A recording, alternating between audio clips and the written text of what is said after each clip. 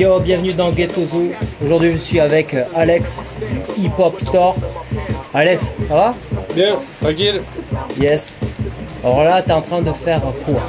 Raconte-nous un peu. Quelle est cette pratique étrange? Cette pratique étrange, c'est du graffiti sans des bombes, comme un vieux, dans un salon. Donc sur un support différent, mais toujours dans le même esprit. Comment on pourrait l'appeler ça? Custom graph? Est-ce que ça porte un nom particulier? Nous on appelle ça custom parce que c'est le nom, on va dire, générique pour tout ce qui est un peu fait main et unique. Mais pour nous, on fait du graffiti, on change juste de support quoi, et c'est pas, ça n'a pas le même but. C'est sûr que c'est pas le graffiti originel, mais ça permet de poursuivre sa voie en allant dans d'autres directions, parce qu'on ne fait pas les mêmes choses à 40 ou à 20 ans, donc à chaque chose son époque. Alors personnellement, toi comment es-tu arrivé d'une part au graphe et ensuite par rapport à cette pratique-là particulièrement? Par rapport au graffiti, moi je suis arrivé assez jeune, j'ai commencé par le break vers 11 ans, 12 ans, et du break rapidement vers 12-13 ans au graffiti parce que c'est arrivé d'un coup, mais comme une grosse mode, quoi. Moi j'ai commencé à l'époque à Bois-Colombes, banlieue parisienne, et j'ai poursuivi à Chanteloup-les-Vignes vers Mantes-la-Jolie, où là j'ai plus commencé à faire du train, des murs, et après sur Paris, plus dans le graffiti un peu plus, on va dire, classique, quoi, de l'école, la génération des années 80-90. Et rapidement, le custom, en fait, au début, ça existe depuis longtemps. En fait, c'était une pratique dans le graffiti que faisaient déjà les ricains, qui étaient de se faire ses vestes. C'était pas du tout dans un but de faire du genre, c'était juste pour, les gars, pour se faire plaisir. Si tu as à peu près la période. À partir de, pour eux déjà, parce que vu qu'il y avait 10 ans d'avance, il faut dire qu'à partir de 75, 76 déjà, il y avait déjà le graffiti avait déjà pris un élan, donc c'était quelque chose, les gens portaient, faisaient du custom, mais c'était pas une source de rentabilité comme ça peut être aujourd'hui, en plus d'être d'une passion, quoi.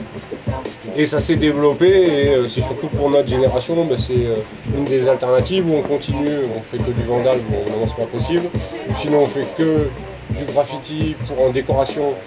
Et c'est un métier, nous on l'a fait à une époque, parce qu'on est 3 en fait dans l'équipe, donc il y a Poche qui est là, devant, Blast le plus jeune qui est en Guadeloupe chez la famille. Et donc c'est une question aussi d'adaptation, quoi.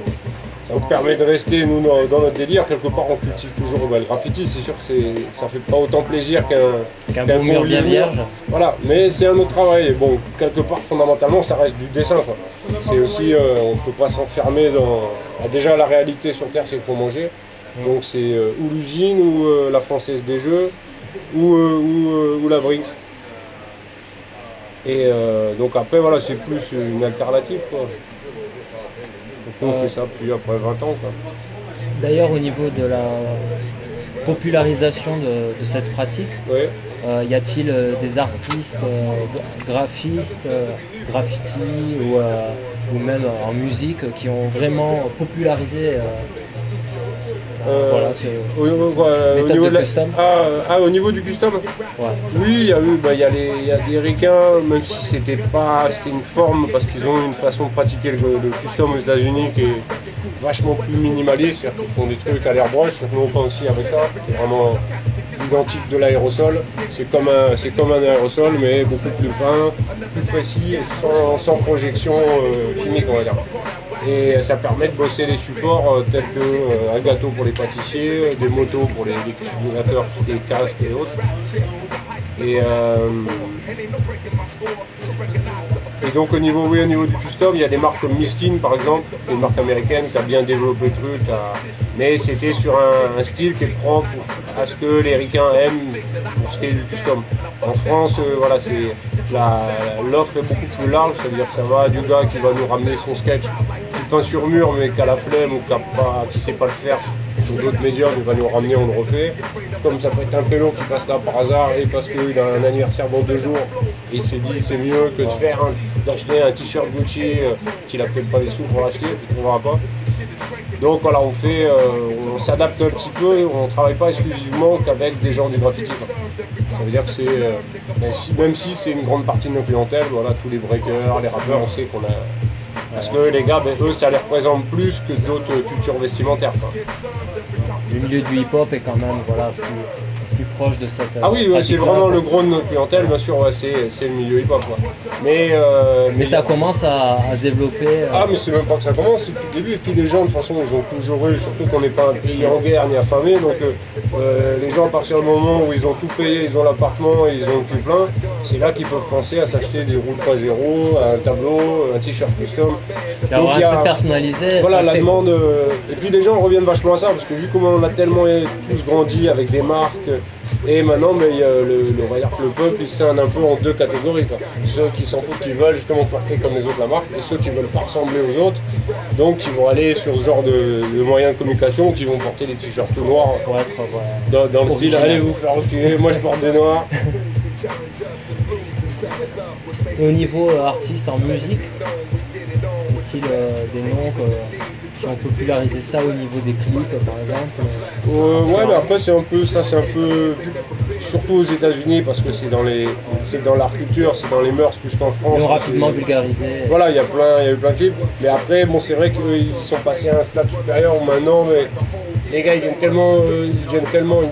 cassent tellement pour sortir du ghetto et de tout le cliché que dès que justement ils ont des thunes et tout dans les clips, ils ont tendance à plus utiliser ce genre de codes, de stéréotypes qui sont liés vraiment de faire plutôt des clips où les gars voilà, ils sont dans les salons en cuir, des trucs où voilà, c'est plus du décalé quoi.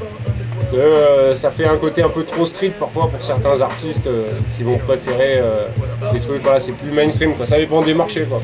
Mais c'est quand même toujours véhiculé par les puristes on va dire en gros quoi. La particularité par rapport à la sérigraphie, les atouts premiers du custom craft. La sérigraphie, c'est que ça oblige à faire un produit manufacturé, ça veut dire que ça oblige à partir du moment d'un motif, on ne peut pas le faire qu'une fois, à part si on a son kit de sérigraphie et là bon, on peut se permettre et c'est un peu une perte de temps en même temps, mais parce qu'il faut faire un moule et donc il faut en faire minimum 30-50.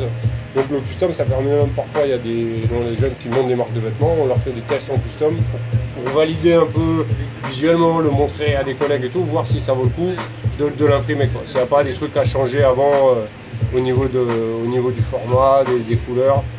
Donc c'est quand même c'est vachement plus simple et ça permet des interprétations complètement libres que la sérigraphie, comme le flex ou les autres types d'impression, mais il y a des contraintes techniques où c'est de la physique quoi. Après on peut pas aller au-delà. Numérique. Voilà, il y a des trucs, le format, la distance, les trucs. Alors que le custom graph, on arrive avec son dessin. Voilà. On reproduit, on peut changer ce qu'on veut, on peut faire des traitements de couleurs en sérigraphie, faire du 10 couleurs. Ça coûte un peu du cul, personne ne fait. Des dégradés. Voilà, des dégradés, des trucs, ou des très bons sérigraphes, mais voilà, tout le monde n'a pas le niveau pour faire de la bonne sérigraphie aussi. Donc non, c'est un intermédiaire. C'est pas de la concurrence parce que c'est deux procédés, deux buts différents. Quoi. Alors, pour travailler, quelle est ta méthodologie? Comment tu procèdes? Donc voilà, par exemple, je suis un client, j'arrive avec... là, on a l'exemple, par exemple, avec une casquette. Ouais. Donc, je te passe ma casquette. Deux possibilités s'offrent à moi. Donc, soit tu me proposes un thème de dessin, soit j'amène mon dessin. Voilà. Soit on fait vraiment une création, soit on réinterprète un motif. Donc c'est vraiment on a plusieurs possibilités là-dessus. Donc ensuite, par exemple, tu vas enchaîner avec, tu vas commencer au crayon. Comment ça se passe? Tu vas commencer par du lettrage. Ça dépend vraiment du motif, quoi. Selon le travail et le support. Si c'est sur une casquette, par exemple, quand on bosse sur le t-shirt, on ne peut pas faire d'esquisse avant. C'est pas comme sur une casquette, on peut tracer une esquisse au Posca, après remplir avec l'aérographe. Alors que par exemple sur des supports t-shirt, on est obligé d'y aller comme sur un mur, c'est un peu one shot, donc on attaque avec l'aérographe directement. Donc au pire, on ne peut pas gommer, mais on peut surpasser les couleurs pour éponger les pertes. Mais oui, c'est assez cash, quoi. Il n'y a pas trop de moyens de rattraper. Et par rapport à la variété des supports, ça peut être vraiment sur n'importe quel support textile. N'importe quel support textile, et le support textile, ça nous amène aussi à ramener les gens vers du support toile.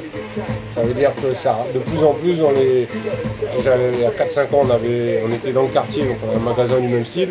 La vente sur la toile, c'était très spécifique pour vraiment des patrons de boîte de nuit, ou vraiment des b-boys parce qu'ils kiffent avoir une belle toile chez eux.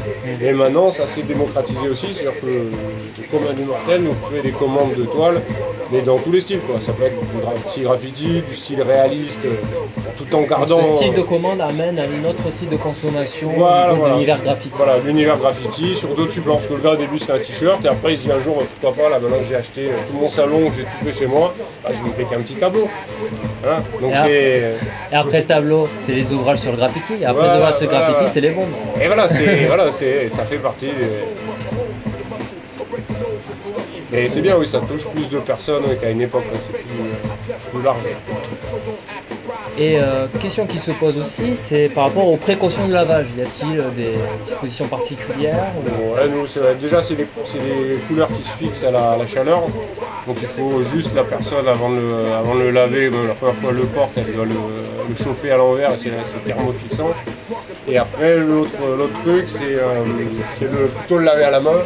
Parce que les machines, c'est quand même, en mécanique, c'est un peu trop, ça reste, mais les couleurs se ternissent. C'est assez agressif voilà. pour... Voilà, c'est fait à la main, donc il faut suer, c'est fait main, travail main. Et parmi les commandes que tu as pu avoir, quelles sont celles qui t'ont semblé un peu, j'allais dire, perchées? Oh, on a tout, on a les potes des gitans, ils nous viennent nous faire des t-shirts avec des hérissons énormes, avec des slogans en Sindhi. On a des jeunes filles éplorées qui viennent avec une photo d'elle et de leur mec en train de se rouler une galoche et qui nous demandent de le refaire sur un sac en sky de mauvaise qualité du Pakistan. Ah oui, ça va loin. Ah, ça va très loin parfois dans les commandes complètement hallucinogènes. Et après, voilà, il y a des trucs très simples, des gens qui arrivent, qui disent vas-y, tu fais ce que tu veux. Ça, c'est les meilleurs. Carte blanche. Voilà. Freestyle, il dit juste la couleur et la taille, il dit fais-moi un truc bien, j'aime bien le jaune. Et tu as pu avoir des clients connus, réputés? Oui, bien sûr, ouais. On a tout, quoi. Des connus, comme on a pas mal de sportifs, des sportifs de haut niveau, ça peut être des boxeurs, des gars dans le milieu du basket, parce qu'on sponsorisait, parce qu'à côté on est fabricant et créateur d'une marque de vêtements, qui est vraiment sur du streetwear en haut de gamme, tout ce qui est baggy, tout ça. Le nom de la marque, c'est? Ça s'appelle Yebagir, la marque. Okay. Voilà. Et en fait, Original Custom, le pro là où on est, donc on effectue tout ce qui est décoration et custom textile, c'est un peu la branche artisanale de la marque Yebagir. D'accord.